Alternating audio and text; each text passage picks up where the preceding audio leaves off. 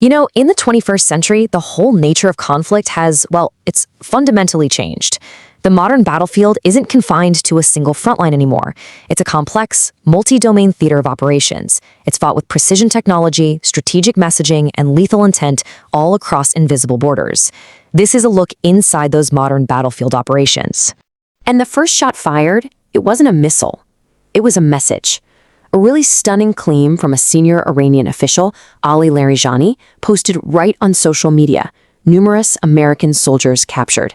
That's a statement designed to do two things: signal a major escalation and sow uncertainty at the absolute highest levels.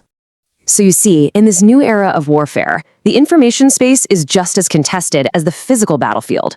We're going to start by digging into the stark contrast between the official claims being made and the solemn reality of the conflict's human cost.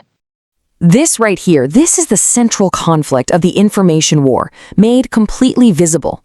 On one side, you have that strategic claim of American soldiers taken as prisoners. But on the other, you have the confirmed tragic reality unfolding on American soil, the return of fallen service members. These two competing realities, well, they really define the fog of modern war.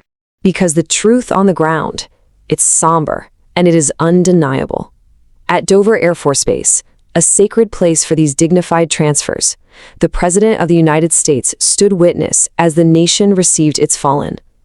Every single flag-draped casket is a silent testament to the ultimate price paid. It's a stark, undeniable reality, a world away from unverified claims about captured combatants. Now, to really understand what's happening here, we have to examine the strategic doctrine behind it all. Iran has been incredibly explicit in its public warnings, laying out exactly what it considers the rules of this deadly engagement. The message from Iran's foreign ministry, it couldn't be clearer. Any attack is going to be met with a response of even greater intensity, and the burden of that escalation, they argue, will rest solely on the United States and its allies. This is strategic posturing, a very clear communication of both their intent and their resolve. They've laid out their policy with almost surgical precision. The stated targets are not the neighboring Arab nations, but specifically U.S. military installations and allied assets inside the region. And they've drawn a very clear red line. Neighboring territory is off limits unless it's used as a staging ground for an attack against Iran. This doctrine, you see, it tries to contain the conflict while maximizing pressure on its main adversaries. So with those rules of engagement now stated, the theater of operations begins to widen. The conflict isn't contained to just one location. It starts to manifest as a series of calculated strikes all across the Middle East. In the United Arab Emirates, a missile targets a U.S. installation. Now, local defense systems do their job. They successfully intercept the projectile. But a successful interception doesn't always mean a clean victory. Falling debris from that intercept struck a civilian vehicle and it killed the driver.